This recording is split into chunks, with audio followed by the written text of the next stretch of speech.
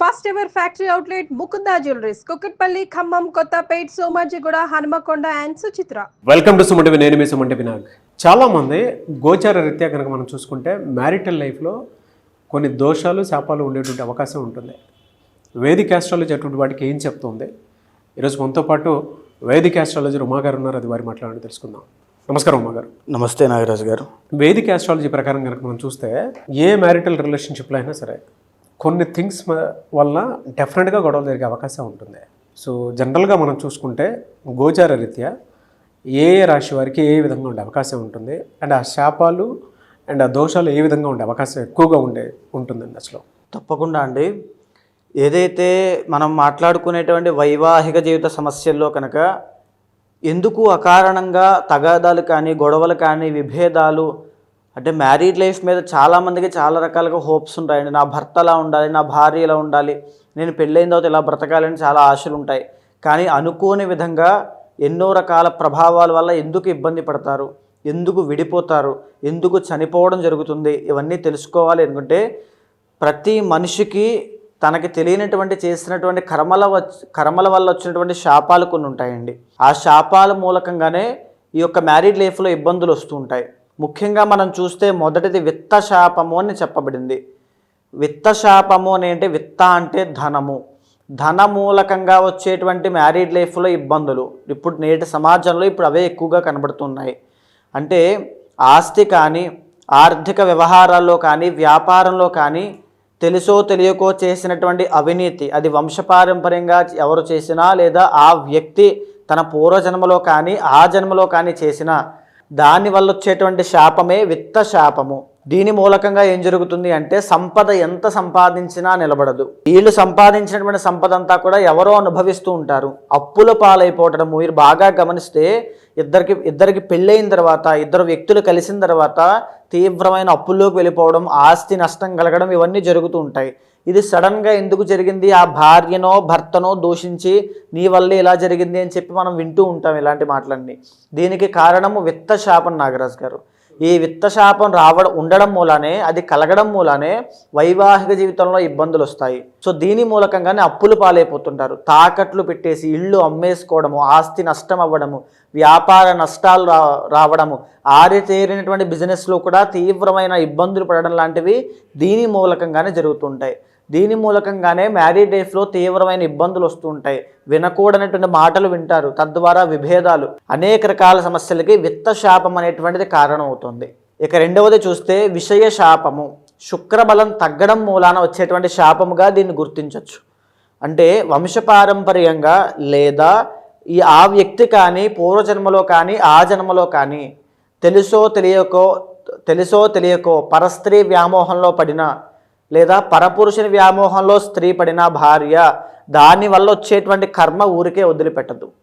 అదే విషయ శాపంగా మారి భార్యాభర్తల మధ్యలో అనుమానాలకి, ప్రేమానురాగాలు తగ్గడానికి దారితీస్తుంటుంది. ఈరోజు మీరు చూస్తే నాగరాజు గారు చాలామంది భర్త భార్యని కొట్టడము, అనుమానించడము, లేకపోతే బెదిరించడము, ఆ అనుమానం అనేటువంటి జబ్బుతో భార్య చాలా ఇబ్బంది పడుతూ ఉంటుంది. పడరాని మాటలన్నీ పడుతూ ఉండడము, అసలు ఏమీ లేని పరిస్థితిలో కూడా ఇలాంటి మాటలన్నీ విని చనిపోవడానికి ఆత్మహత్య చేసుకోవడానికి సిద్ధపడిన వాళ్ళు చాలామంది ఉన్నారు. చాలా నక్షత్రాల వాళ్ళండి. సో దీని అంతటికీ కారణము విషయ శాపం అనేటువంటిది ఉంటుంది. ఆ విషయ శాపము భార్య కానీ భర్త కానీ చేసుకున్నటువంటి కర్మ వల్ల, ఎవరైతే వేరే వాళ్ళ మీద వ్యామోహం పెరిగి చేసుకున్నటువంటి కర్మ వల్ల చాలా మంది అఫైర్స్ మీరు చూస్తే ఈ యొక్క శాపం మూలకంగా పరస్త్రీ వ్యామోహము, ఈ శాపం మూలకంగానే ఇక్కడ సంపాదించిన డబ్బంతా తీసుకెళ్ళి అక్కడ పెట్టడము, వీళ్ళ యొక్క కుటుంబానికి సంతానానికి డబ్బులు లేకపోవడము, ఈ యొక్క శాపం మూలకంగానే వ్యసనాల బారిన పడడము, జూదం అనేటువంటిది అలవాటు అవ్వడము, డబ్బులన్నీ నాశనము, ఆస్తి నాశనం చేయడము, ఇవన్నీ కూడా కుటుంబం అంతా విచ్ఛిన్నం అవ్వడం అనేటువంటిది ఇక్కడి నుంచే ప్రారంభమవుతుంది. అయితే ఇక మూడవది ఏంటి అంటే వంశ శాపము అని ఉంటుంది నాగరాజు గారు. వంశపారంపర్యంగా ఎవరైనా సరే పవిత్ర జీవరాశులుగా పిలువబడేటువంటి సర్పాలను చంపినా, హింసించినా, లేదా అవి కలిసినప్పుడు వాటిని విడగొట్టే ప్రయత్నం చేసినా ఈ వంశ శాపం అనేటువంటిది వస్తుంది. దీనిని మనం జాతకంలో పంచమ స్థానంలో కేతువు, పంచమంలో రాహువుగా, పంచమంలో శని భగవానుడుగా, పంచమంలో శని రాహుల కాంబినేషన్గా గుర్తిస్తూ ఉంటాం, లేదా కాల సర్పదోషంగా. దీని మూలకంగా ఏం జరుగుతుందంటే సంతానము కలగకపోవడము, మిస్క్యారీ అవ్వడము, పుట్టినటువంటి సంతానము బాల అరిష్టంతో జన్మించడము, మాటలు సరిగ్గా రాకపోవడము, ఇంకా చైతన్యం రాకపోవడము, అవిజ్ఞానం రాకపోవడము, విద్యలో అభివృద్ధి లేకపోవడము, చిన్న వయసు నుంచి ఆరోగ్య సమస్యలు, వ్యసనాలు, జోదరిలాగా అయిపోవడము, తల్లిదండ్రుల మాట వినకపోవడము, తద్వారా వచ్చేటువంటి మ్యారీడ్ లైఫ్లో ఇబ్బందులు, ఇవన్నీ కూడా ఈ వంశశాపం మూలకంగా వస్తుంటాయి. ఈ వంశశాపం అనేటువంటిది చాలా తీవ్రమైందండి. ఒక ఇంటి యొక్క శాంతిని మొత్తాన్ని భంగం చేసేస్తుంది. ప్రశాంతంగా ఎవరు ఉండలేరు. తరువాత 4వది కర్మవశము అని ఉంటుందండి. కర్మవశము అని అంటే ఉదాహరణకి భార్యాభర్తలు జాతకాలు చూసుకుని చేసుకున్నా, చూసుకోకుండా చేసుకున్నా, లవ్ మ్యారేజ్ చేసుకున్నా, ఇద్దరి యొక్క మనస్తత్వాలు కుదరకపోవడము, ఈగో ప్రాబ్లమ్స్కి వెళ్ళడము, నువ్వా నేనా అనేటువంటిది, ఇద్దరికి డబ్బులుంటాయి, ఇద్దరు కుటుంబాలు బాగుంటాయి, వీళ్ళకి ఒకరికొకరు నచ్చదు అంటే బిఫోర్ అండ్ ఆఫ్టర్లా ఉంటుంది. గొడవలు అవ్వడము, పెద్ద మనుషుల దగ్గరికి వెళ్ళడము, విడాకులు, లేదా పెళ్ళైనటువంటి వెరీ షార్ట్ పీరియడ్ ఆఫ్ టైంలోనే వైధవ్యం అనేటువంటిది కలగడము, అంటే భర్త చనిపోవడం లాంటివి జరుగుతూ ఉంటాయి. సో దీన్ని అష్టమ స్థానంలో ఉండేటువంటి కుజుడు కుజదోషంగా, కర్కోటక అనేటువంటి కాలసర్పదోషంగా గుర్తించవచ్చు. అష్టమ స్థానంలో రాహు, ఈ యొక్క కేతు ప్రభావం వల్ల ఈ యొక్క కర్మవశం అనేటువంటిది ఎవరికైతే ఉంటుందో వాళ్ళు ప్రశాంతంగా ఉండలేరు. విత్ ఇన్ 1 ఇయర్ తిరగకుండానే విడిపోతూ ఉంటారు. ఇది కర్మవశం. పూర్వజన్మలో చేసుకున్నటువంటి కర్మ, తరతరాలుగా వచ్చినటువంటి కర్మ, ఎక్కువగా సంతానాన్ని పొందడము, ఇవన్నీ కూడా శాపాన్ని గుర్తించేటువంటి విధానంగా మనం చెప్పచ్చు. అయితే ఈ యొక్క కర్మశాపాన్ని ఇంకా మనం గుర్తించాలి అంటే భార్యాభర్తలు దూరం అవ్వడం అండి. ఐదర్ భార్యకి యాక్సిడెంటే దూరం అయినా, తీవ్రమైనటువంటి ఆరోగ్య సమస్య చిన్న వయసులో పెళ్ళైన తరువాత వచ్చి దూరమైనా, భర్తకి ఆరోగ్య సమస్య వచ్చి దూరమైనా, యాక్సిడెంట్స్ ప్రమాదంలో గురై దూరమైనా, ఎలాగైనా సరే వాళ్ళిద్దరూ కలిసి ఉండడం అనేటువంటిది జరగదు. డివోర్స్ అయినా అవుతారు. డివోర్స్ అయినా, విడిపోవడమైనా, పెద్ద మనుషులు, తగాదాలు, కేసులు, కోర్టు, ఈ యొక్క సెటిల్మెంట్లు, ఇవన్నీ కూడా కర్మవశంలోకి వస్తాయి. నాగరాజ్ గారు, వృషభ రాశి వారికి కనుక మనం చూసుకుంటే ఈ 4గిట్లో ఏముండే అవకాశం ఉంటుందండి అసలు జనరల్గా గోచర రీత్యా? వృషభ రాశి వాళ్ళకి విషయ శాపం అనేటువంటిది చాలా తీవ్రంగా ఉంటుందండి. ఎవరైతే ఈ యొక్క వృషభ రాశి వాళ్ళు ఇబ్బంది పడుతూ ఉన్నారో వాళ్ళు గమనిస్తే కనుక ఎలాంటి ఇబ్బందులు ఉంటాయి అంటే అనుమానం అనేటువంటిది ఎక్కువగా ఉంటుంది స్త్రీల మీద. ఏమి చేసినా చేయకపోయినా, బికాజ్ వీళ్ళు ఆల్రెడీ మనం వృషభ రాశి కోసం చెప్పుకున్నప్పుడు ఆల్రెడీ మాట్లాడుకున్నాం, ఆల్రెడీ సెంటర్ ఆఫ్ అట్రాక్షన్గా వీళ్ళు ఉంటారు. ఏదైతే విషయ శాపం అనేటువంటిది వీళ్ళకుందో, వీళ్ళు ఏమి చేసినా చేయకపోయినా ఒక రకమైనటువంటి ప్రెషర్ని ఫేస్ చేస్తూ ఉంటారు. ఏదో చేశారని, ఎవరితో మాట్లాడారని, అంటే అది శుక్రబలం లేకపోవడం వల్ల, ఇతర భార్యకైనా భర్తకైనా లేకపోవడం వల్ల వచ్చినటువంటి సమస్యలు ఇవన్నీ కూడా విషయ శాపం ద్వారా వచ్చినటువంటివి. ఈ విషయ శాపం మూలకంగానే చాలామంది వృషభ రాశి వాళ్ళు విడిపోవడం అనేటువంటిది జరుగుతుందండి అనుమానంతో.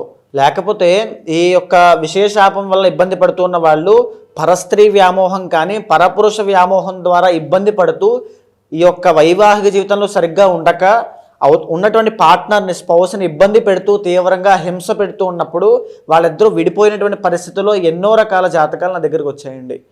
ఈ విషయ శాపము ఉండగా వాళ్ళు సరిగ్గా ఉండడము, కలిసి ఉండడం అనేటువంటిది జరగదు. అది వెంటాడుతూ వచ్చేటువంటి కర్మ. ఆ కర్మని తొలగించుకునేటువంటి మార్గము పర్సనల్ చార్ట్ ద్వారా ఏదైతే 7th లార్డ్ ఉన్నారో, ఏదైతే సప్తమాధిపతి, ద్వితీయాధిపతి, లాభాధిపతి, వీళ్ళ యొక్క కలయికలు ఏ రకమైనటువంటి శాపం ద్వారా వీళ్ళు ఇబ్బంది పడుతున్నారు, ఏ రకమైనటువంటి దోషం వీళ్ళ ఇబ్బంది పెడుతుందో తెలుసుకుని తగినటువంటి శాంతి పూజలు వెంటనే ఆచరిస్తే వీళ్ళకి వెంటనే విముక్తి అనేటువంటిది కలుగుతుంది. అండ్ రెండవది ఏమిటి అంటే కర్మవశం అండి.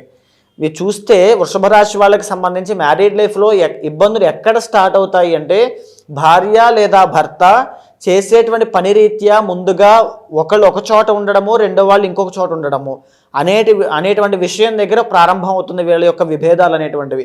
తరువాత స్లోగా ఆర్థిక విషయాలతోనూ, మాట పట్టింపుల విషయాలతోనూ, మనస్పర్ధల విషయాలతోనూ పొడిగించబడి వీళ్ళిద్దరి మధ్యలోనూ విభేదాలు వస్తాయి. స్లోగా మళ్ళీ అనుమానం అనేటువంటిది పుడుతుంది. అక్కడ వీళ్ళిద్దరు సంతానం కలిగిన తర్వాత కూడా విడిపోయే అవకాశాలు ఉంటాయండి. సో అంటే నేను ఇలా చెప్తున్నానని కాదు, జాతకం ఈ యొక్క శాపము ద్వారా డీఫాల్ట్గా జ్యోతిష్ శాస్త్రంలో చెప్పబడింది. ఖచ్చితంగా వృషభ రాశి వాళ్ళు ఏ స్థానం వల్ల ఇలా జరిగే అవకాశం ఉంటుందండి? ద్వితీయ సప్తమ లాభస్థానములు వివాహానికి చూడవలసిన ప్రముఖమైనటువంటి స్థానములండి. ద్వితీయ స్థానంలో లేకపోతే దోషం పడితే కనుక తల్లిదండ్రుల వల్ల, మీరు బాగా గమనిస్తే అత్తగారి యొక్క వేధింపులను తట్టుకోలేకపోతున్నానని నేను బాధపడే వాళ్ళు చాలామంది ఉంటారు. అది ద్వితీయ స్థానం ద్వారా మనకు తెలుస్తూ ఉంటుంది. తరువాత అష్టమ స్థానం ద్వారా కూడా తెలుస్తుంది. సప్తమాధిపతి వల్ల భర్తకి ఏవైనా అఫైర్స్ ఉంటాయా, వ్యసనాలు ఉంటాయా, లేకపోతే జోదం ఉంటుందా, సంపాదిస్తాడా, బాగా చూసుకుంటాడనేటువంటి విషయము ఎక్కడ ఈ శాపం అనేటువంటిది ఎక్కడ దోషం ఉంది అనేటువంటిది సప్తమాధిపతి వల్ల భర్త విషయంలో దోషం ఉందా లేదా తెలుస్తుంది. లాభస్థానం మూలన పెళ్ళయిన తర్వాత వీళ్ళ అభివృద్ధి ఎలా ఉంటుంది అంటే, ఇందాక మనం విత్తశాపం కోసం చెప్పుకున్నామండి. వాళ్ళకి ధనమూలకంగా సమస్యలు రాకుండా వాళ్ళిద్దరూ కూడా ఇరువురు అన్యోన్యంగా మనశ్శాంతితో మంచి కుటుంబంతో సత్సంతానం కలిగేలా ఉంటుందా లేదా అనేటువంటిది లాభస్థానం ద్వారా తెలుస్తుంది. ఎక్కడ ఏ స్థానంలో దోషం ఉందో తెలిస్తే కనుక ఈ శాపము ఏ రకంగా ఇబ్బంది పెడుతుందో తెలుస్తుంది. ఆ రకంగా దానికి తగినటువంటి శాంతి పూజలు చేయడం మూలాన వెంటనే 2 శాపాల నుంచి విముక్తి అనేటువంటిది కలుగుతుంది. నాగరాజు గారు, ఎలా సార్ అంటే వీళ్ళకి రెమెడీ ఏమైనా ఉంటుందా జనరల్గా? రెమెడీ అనేటువంటిది మనం తాత్కాలికంగా ఎన్నో చెప్పొచ్చండి, కానీ పర్సనల్ చార్ట్ ద్వారా వైవాహిక జీవితంలో సమస్యలు రావడానికి గమనించాల్సిన అంశాలు కొన్ని ఉంటాయి. మ్యారేజ్ టైం ఉంటుంది, మ్యారేజ్ అప్పుడు చేసుకునేటువంటి ముహూర్తాన్ని, ఇద్దరి యొక్క పర్సనల్ చార్ట్స్ని, D9 చార్ట్ని అన్నీ కూలంకషంగా చూసిన తర్వాత ఏ రకమైనటువంటి శాపమో ఇంకా మనకి డెప్త్గా తెలుస్తుంది. ద్వితీయ వివాహము, ద్వికళత్ర యోగము అంటారు, ఇది కూడా పర్సనల్ చార్ట్ ద్వారా తెలుస్తుంది. అప్పుడు దానికి తగినటువంటి శాంతి పూజలు ఆచరించాలి, వెంటనే విముక్తి అనేటువంటిది కలుగుతుంది. నాగరాజు గారు, సో మీరు ఇందాక రెమెడీ అని అన్నారు కాబట్టి పరిహారము ఏదైతే వీళ్ళకి యొక్క సమస్యల ద్వారా మానసికంగా కృంగిపోతారో, ఏదైతే ప్రశాంతత మనశ్శాంతి అనేటువంటిది ఉండదో, తరువాత ఏమి చేసినా సరే వీళ్ళకి ఫలితం లేదు, ఎంత ట్రై చేసినా, ఎంత ప్రేమించిన అవతల యొక్క పార్ట్నర్ అర్థం చేసుకోవట్లేదు అనుకున్నప్పుడు శ్రీరుద్రయాగం అనేటువంటిది తప్పకుండా ఆచరించాలి. నాగరాజు గారు, అది చేసిన తర్వాత మంచి శుభ ఫలితాలు అనేటువంటిది వీళ్ళకి కనబడతాయి. డైవర్స్ దాకా వెళ్ళిన వాళ్ళు కూడా వెనక్కి వచ్చి కలిసే అవకాశాలు ఉంటాయండి. ఏ రోజు చేసుకుంటే బాగుంటుందండి ఇలాంటి పూజలు? ముహూర్తం బట్టి ఉంటుందండి. ముహూర్తం వాళ్ళ యొక్క నక్షత్రం బట్టి, ముహూర్తం బట్టి చేయాల్సి వస్తుంది. అయితే గోచార రీత్యా చూసుకుంటే ఈ విధంగా ఉంది అని చెప్పేసి చెప్పారు కదా మీరు. పర్సనల్ చార్ట్ ప్రకారము, వారి వ్యక్తిగత జీవితం ప్రకారం అంటే ఆ జాతకంలో ఏముందో తెలుసుకోవాలి అనుకున్నట్టు చాలామంది ఉంటారు. ఈ దోషంలో ఉన్నారా లేదా అనేటువంటి దానికి మిమ్మల్ని అప్రోచ్ అవ్వాలి అంటే ప్రాసెస్ ఏంటండి? తప్పకుండా అండి, ఇప్పుడు మనం మాట్లాడుకునేటువంటి అంశం అంతా కూడా ఈ యొక్క జ్యోతిష శాస్త్ర పరంగా ఏదైతే శాపాలు చెప్పబడ్డాయో అది రాశిరీత్యా ఒక డిఫాల్ట్ బ్లూ ప్రింట్లా మనం మాట్లాడుకున్నాము. కానీ ఏదైతే మీ పర్సనల్ చార్ట్ ఉంటుందో యూనిక్గా మీకు మాత్రమే time of birth, place of birth, ఈ యొక్క డేట్ ఆఫ్ బర్త్ బట్టి ఉంచబడుతుందో, దానిని చూసిన తర్వాత ఏదైతే శాపము మూలకంగా, ఏదైతే దోషం మూలకంగా మీకు సమస్యలు వస్తున్నాయో చూసి దానికి తగినటువంటి శాంతి పరిహారములు ఆచరింప చేసినట్లయితే తక్షణమే శీఘ్రముగా ఇమీడియట్ రిజల్ట్స్ అనేవి మీకు ఉంటాయి. అలాంటి వాళ్ళు ఎవరైనా ఉంటే ఖచ్చితంగా కింద కనిపించేటువంటి నెంబర్కి కాల్ చేస్తే తప్పకుండా మీ యొక్క పర్సనల్ చార్ట్ చూసిన తర్వాత మీకు మంచి సజెషన్స్ ఇస్తాను. Anyway sir, thank you so much Uma గారు. చూసారు కదండి వీడియో. ఈ వీడియోపై మీ అభిప్రాయాన్ని కమెంట్ బాక్స్లో పోస్ట్ చేయండి. ముఖ్యంగా మీరు కనుక మీ వ్యక్తిగత జాతకం ప్రకారం ఏ విధంగా ఉంది ఏంటి అని జాగ్రత్తలు పడి, ఈవెన్ వైఫ్ అండ్ హస్బెండ్ రిలేషన్షిప్లో ఉన్నా లేదు అని అంటే జనరల్గా కెరీర్ పాయింట్లో నుంచి చూసినప్పుడు మీ వ్యక్తిగత జాతకం ప్రకారం ఏ విధంగా ఉండే అవకాశం ఉంటుందని మీరు తెలుసుకోవాలనుకున్నా కూడా స్క్రీన్ మీద ఉమా గారి కాంటాక్ట్ నెంబర్ కనిపిస్తుంది. దాన్ని మీరు కాల్ ఆర్ మెసేజ్ వాట్సాప్ చేసి మీరు డెఫినెట్గా అపాయింట్మెంట్ బుక్ చేసుకోవచ్చు. అండ్ ఈ వీడియో లైక్ చేయండి, షేర్ మాత్రం తప్పకుండా చేయండి. ఇలాంటి మరిన్ని వీడియోస్ కోసం మా ఛానల్ ఫాలో అవ్వండి. Thank you.